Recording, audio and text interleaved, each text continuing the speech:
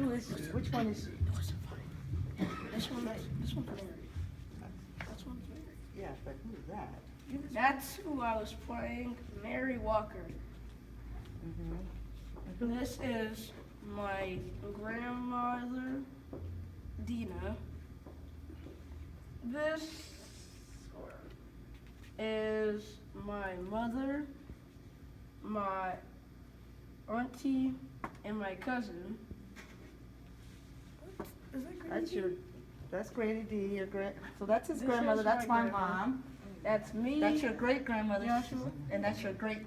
No, I'm sorry. That's your grandmother, great grandmother, great, and great.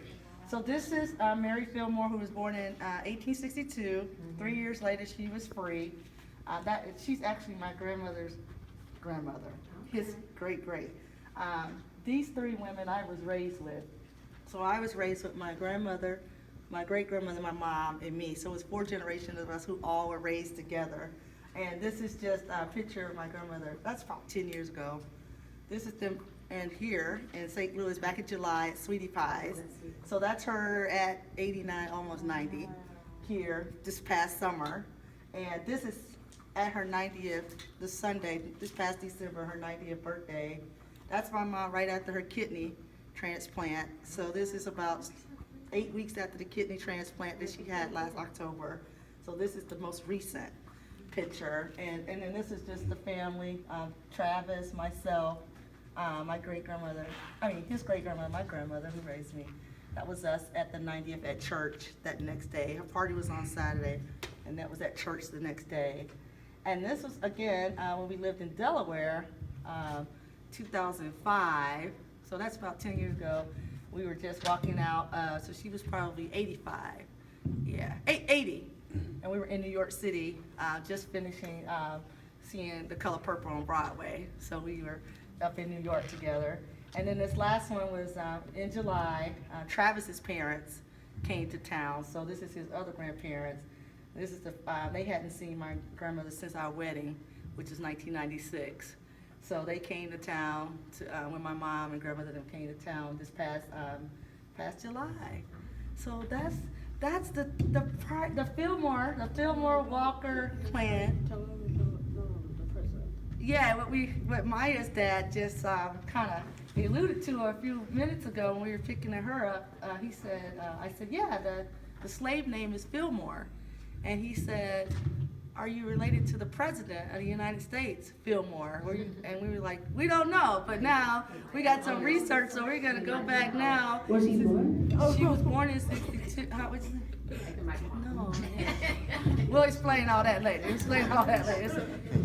So young people, let's explain how this works. So many of us in this room have last names that are not our original last names. So as slaves, we took on the names of our slave owners.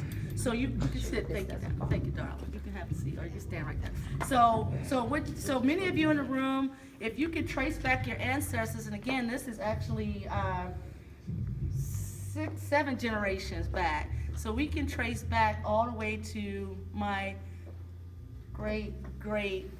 his great grandmother to 1862. So when you have a last name of Fillmore, that means you are associated with a slave owner. So we as African Americans during slavery, we were the property of most likely white people. So white people owned black people. So because we know her last name now and we can track it down, Mr. Grimes, Maya's dad says, hey, you guys should try to go do some research and actually see, is there some connection back to slavery with one of the presidents of the United States. And we had a president right before Lincoln who last name was Fillmore. I never really thought about it, but reality is it's only about, at that time, about 15 million people in the country, which is about the size of population of like a New York, Chicago, maybe a Houston. So the United States is really small. So there is some possibility that we're a part of his lineage and that his family may have owned our family as slaves, and we could potentially be related to one of the presidents. But we're going to do research, and we're going to come back next year, and we're going to hopefully be a part 2, and we're going to get on Ancestry.com, and we're going to try to figure out were we actually slaves of one of the presidents of the United States now. So thank you guys so much for listening. Thank you for remembering some of those details of your interview. It was